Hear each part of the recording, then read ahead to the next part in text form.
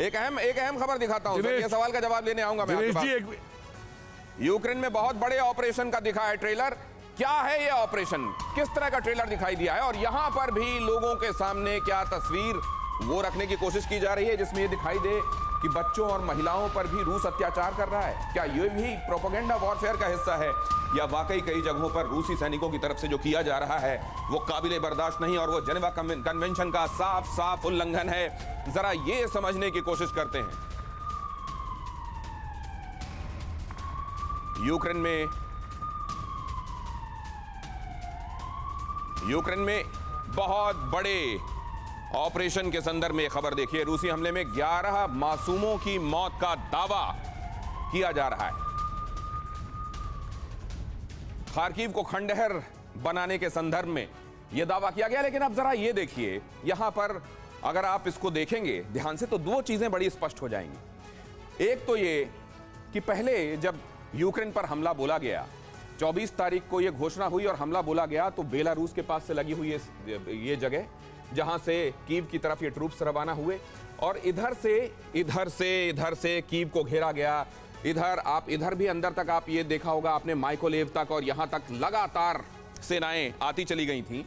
लेकिन अब जैसे जैसे दिन बीते, खास तौर से युद्ध के 25वें दिन के बाद अगर आप नोट करना शुरू करेंगे तो रूस की सेना ने पीछे जाना शुरू किया है, कीव की तरफ से पीछे जाना शुरू किया है।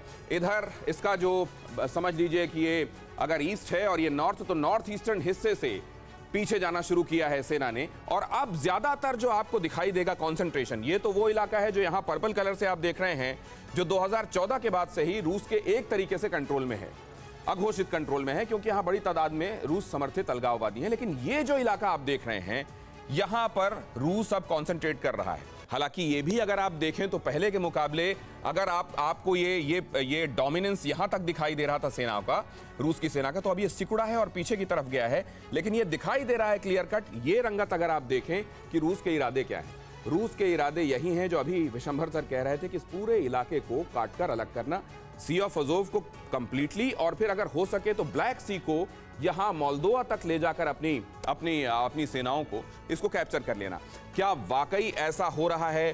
क्या ऐसा ही दिखाई दे रहा है? कम से कम आज अगर नक्शे को आप देखें और नक्शे को इस हिसाब से देखें कि पहले ट्रूप्स कहां तक आ गए थे रूस की फौज के और अब कहां पर दिखाई दे रहे हैं और किस तरफ इनकी ट्रूप्स की रवानगी दिखाई दे रही है, तो क्या यहां से कुछ दिखाई देता है? कमर आगा साहब, कुछ नोटिस कर पा रहे हैं आप? क्योंकि 25वें 26वें दिन के बाद से यह दिखाई देता है कि रिट्रीट हुआ है और ईस्टर्न हिस्से में ज्यादा जमावड़ा है। ये आपने बिल्कुल सही कहा, उनकी पूरी वॉर स्ट्रेटेजी में एक बहुत बड़ा बदलाव आया है।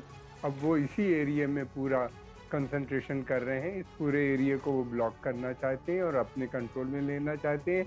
ये भी सही बात आपने बताई कि यहाँ पे रशियन मूल के बहुत लोग हैं और यहीं पे 2 ब्रेक अवे रिपब्लिक्स भी हैं, डोनियस्क एंड लुहांस्क, जहाँ पे बहुत समय से लड़ाई चल रही है और वहाँ पे के बहुत से शहरों की बर्बादी भी हो चुकी है। इस जंग से पहले ही वहाँ पे काफ़ी बर्बादी हो चुकी थी, जहाँ पे लगातार यूक्रेनियन फोर्सेस अटैक कर रही थी। दूसरी एक अहम बात यह है कि देखिए, अमेरिकन स्ट्रेटजी में बहुत बड़ा और नेटो की स्ट्रेटजी में बहुत बड़ा चेंज आया।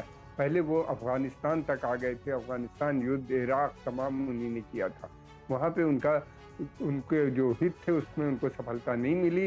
उनको ये लगा कि रशिया जब तक अगर रशिया का कोलैप्स होता है, रशिया में रेजिम चेंज होती है, तो ईरान भी फॉल हो जाएगा, इराक।